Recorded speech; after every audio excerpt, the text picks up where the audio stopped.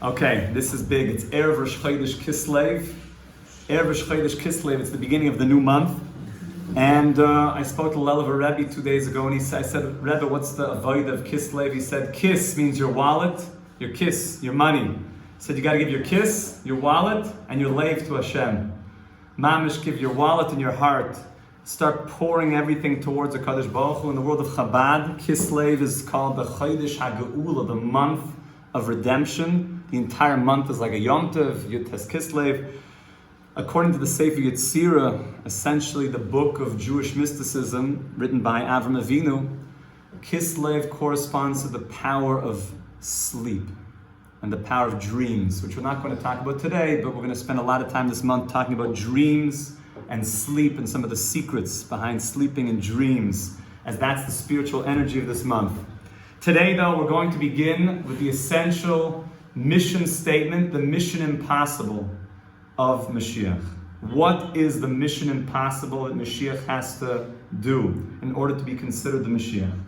And we're going to see it's not a very light task. In order to do that, nowhere else to look but the Rambam. The end of the entire Yad HaChazaka, the end of the entire Rambam. The Rambam was the great medieval commentary. Maimonides, who was one of the greatest Torah sages of all time. He was also the royal physician of the emperor of Egypt, one of the wisest men, one of our great wise men of all time. He codified the entire Torah, and right at the end, in the laws of kings and wars, in the 11th chapter, the 4th halacha, it says like this. This is talking about the mission of King David, the mission of Mashiach. The end of the entire Rambam is all about Mashiach and the world to come. When you learn the language of the Rambam, every word is like gold, my friends. Mamish, it's gold. It's not like gold, it is gold. Says the Rambam, Im Yanoid Melech mi Beis David. If there shall be a king that stands up from the house of David, which is the first thing you see, it has to be somebody from the house of David. If somebody tries to come along and say that I'm the Messiah, but you're not from the house of David, then you don't meet the job description. It's not, the CV doesn't work. You got to be from the house of David. Okay? What else? Hoige ba Torah. Somebody who mamish is holding in Torah. You learn Torah. You know Torah. You're a person of Torah. The oisik b'mitzvahs. You're also a person who is meshuganet. What does meshuganet mean? Meshuganet. Yiddish sounds like what it is. You're meshuganet for mitzvahs all the time. Kid David Aviv, like David his father, which sounds like from the Rambam that King David himself is not necessarily Mashiach, but is the progeny. We explained that last time. According to all the laws of the written Torah and the oral Torah, which one thing do you also see from here is that is a Mashiach who claims to be the Mashiach but rejects the oral Torah. Is he a candidate? No. It has to be the written Torah as well as Torah Shabbal Peh, the oral tradition. And we know there's endless proofs how the written Torah includes an oral tradition, as it explained many, many times in the written Torah, like I have shown you. This is how you shecht an animal, a ritual slaughter, like I have shown you. Moving on in the text, where is what you've shown me? The answer is, that's the oral tradition. Many, many hints and many, many obvious things, including how to even read the Torah. How do you read the Torah? What's the first letter of the Torah? Who knows? It's a bet. How do you know? What's the first word? Bereshis. How do you know it's a beis? Maybe it's a vase. Is there any dots in the Torah? You ever thought about that? So how do you know? Maybe it's Bereshis. How do you know? What do you mean? The oral tradition. I'll ask you better. How do you know what's the first letter? Let's say it's a vase. How do you know a beis is a beis, a vase is a vase? Maybe it's an aleph. Maybe the Torah begins with an aleph. Does it say anywhere in the Torah what a beis is? How do you know what a beis is? Maybe it's an aleph. Maybe an aleph is a beis and a beis is an aleph. Who told you that? You're like, oh, I went to yeshiva. My rabbi who told him? Moses. Oh, there's an oral tradition here. By the way, I'm not the first person to think about this. The Gemara says that Hillel was speaking to a heretic who didn't believe in the oral tradition, and he asked him this very question: how do you know an aleph is an aleph and a base is a base? Who told you? Oh, there's an oral tradition that accompanies the Torah. So any person that really thinks understands that the written Torah is married, and it's explained that way in many, many places. It's like a chassan and kala, like a marriage between the oral Torah and the written Torah. By the way, I'll let you guys think which one is the male, which one's the female. Says the Rambam further, V'yochayf, again that language of kfiyah, and Moshiach will yochayf, he will intensely force Kol Yisrael, the entire Jewish people and really all of humanity, le'elech ba, to go in the ways of Torah. Meaning, he will show us, like everything we're talking about, how beautiful the Torah is and how beautiful a relationship to Hashem really is. He's going to show that to us. Ulachazek bodka, and he will strengthen any breaches that came into our observance. People went off a little bit, off the D, things that happened, things where he will strengthen that. He will show us how to come back into the fold, back into the family. V'yelochem milchamas Hashem, and he will fight the wars of Hashem. Which sounds like from the Rambam that there might need to be fighting. Now we're going to see, whenever you have a war, what is something that's necessary in a war? Soldiers. Yes, two parties. Casualties? Let's be just very basic. Weapons. Klei Zayin. You can't fight without the vessels of battle. We're going to learn in the next coming days what the weapons of Moshiach are.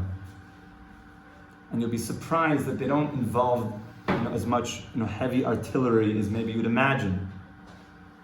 The primary weapon we're going to see is through prayer. I don't like that word because that's very oftentimes bad connotations to people in this world. Let's use tefillah. His major weapon is going to be through tefillah. We're going to explain what that means. But he will be fighting a war. Of course, against evil. So if somebody has all those things, again, he's from the kingdom of David, he is a great Torah scholar, he's meshuggah about mitzvahs, he follows the written tradition and the oral tradition, he's somebody who is encouraging the nation of Israel to be involved in Torah and mitzvahs, he's somebody who strengthens breaches in the system and helps pick guys up. If guys are having problems with Shabbos, guys are having problems with their phones. We had a whole person come in to put on filters, Baruch Hashem. If guys are having all sorts of problems with what they should be doing, he helps to strengthen that. And he fights God's wars. Says the Rambam, we can assume that he might be Mashiach. I would put him in one of the top candidates. Right? Top all-star picks for Moshiach. Okay? If he has all, that's a pretty good, what's it called, CV? It's pretty stark so far. However, says the Rambam, weiter. What's weiter mean? It's Yiddish. Onwards. Im also, however, if he does, v'hitzliach, he fights this war, and he's victorious. By the way, I spoke to the Rosh Yeshiva today. As is known, what's the first part of the war that Mashiach will fight? It's against Amalek. Amalek. Ayin, Lamed, Mem, Kuf. Which is also the gematria of Safek, of doubt. He will fight the doubts with something else, which is also the same letters of Amalek, for later. And that's the first thing he will destroy, is doubts. Dailamevin.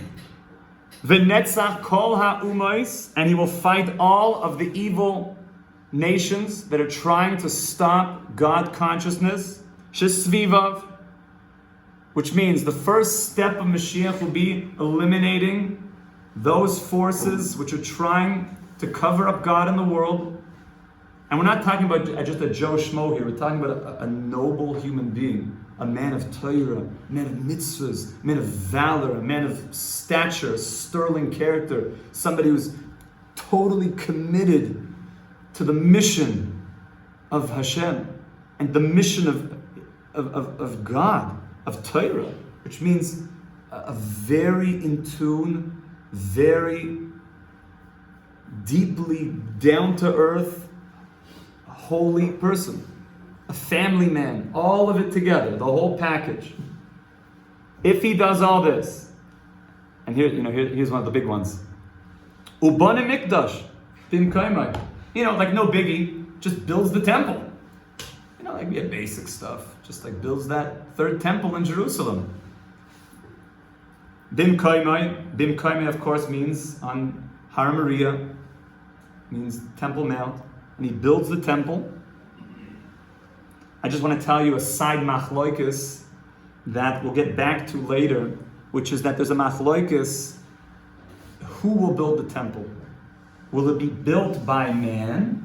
Seems to be indicated that Moshiach himself, Ubana Mikdash Bim Koime, that Moshiach himself will be like the head contractor, that he will be the man on the ground, setting up the bricks, putting in the stones, or, which seems to be indicated by the Zohar, that's according to the Rambam, that there will be a Moshiach that will build with the physical hands, or the Gemara seems to indicate that the temple will descend from heaven and it will already be built. So what is it? Will Mashiach build it with his two hands? Or will the temple itself descend from heaven and we'll be sitting here in Eish Torah balcony, like at a Rebbe Dovber shir, and all of a sudden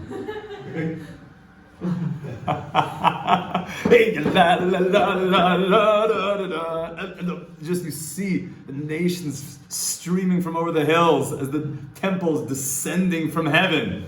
Unbelievable! So which one is it? Is Moshe going to build it? Or is it going to come down the middle of Rebbe Dovber shir? So the Torah says that the temple was destroyed, we know, in the times of Roimi, 2,000 years ago. However, it says that only the temple was destroyed, but not the gates of the temple. The doors of the temple, the gates of the temple were not destroyed. That was the one thing that our foes did not destroy. Rather, what happened? It sank into the earth, intact. And it says that when Mashiach comes, those gates will re-emerge out of the earth and intact.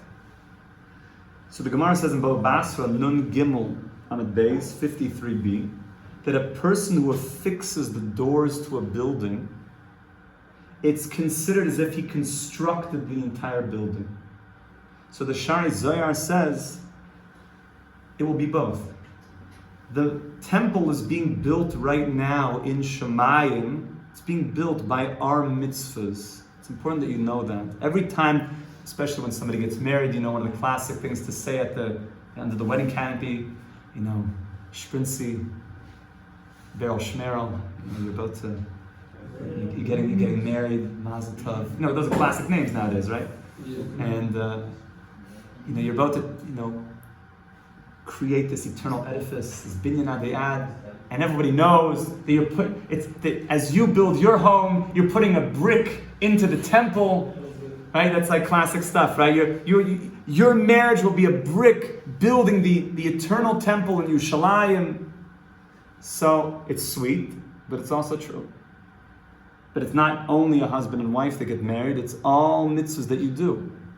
And therefore, any time that you get up for Shacharis, any time you say one word of a Tehillim, any time that you just push yourself, any time that you do a Moida Ani Richter scale 7.2, any time that you do anything moving in that right direction, you are building bricks in the temple. And that destroyed temple that our foes destroyed so long ago, famously, like Napoleon said, everybody knows the story that Napoleon came in and he saw Jews sitting on the floor crying in a shul, in a synagogue, in the 1800s.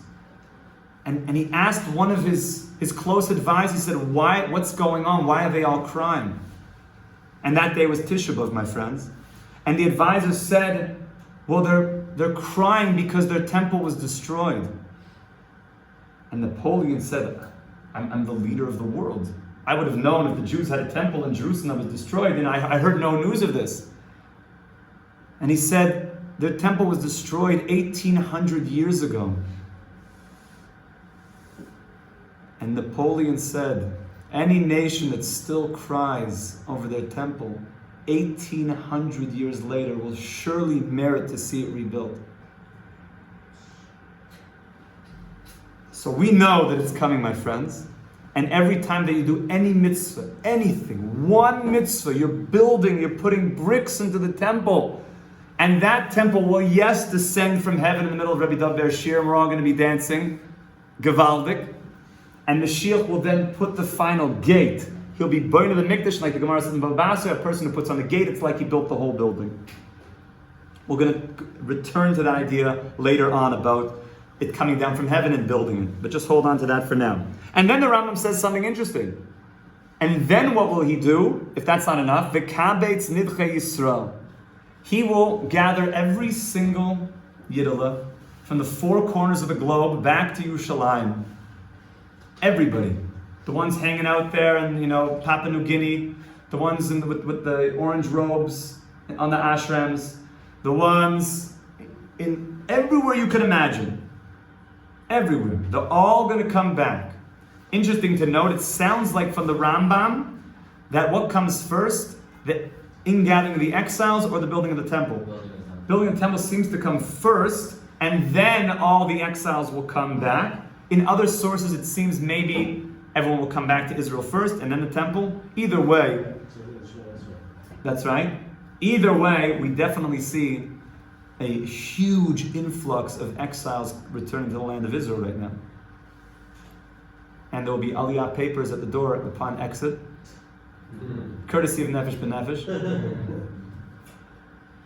We're in an amazing time. Says the Rambam, Hare Zeh Mashiach B'Vadai.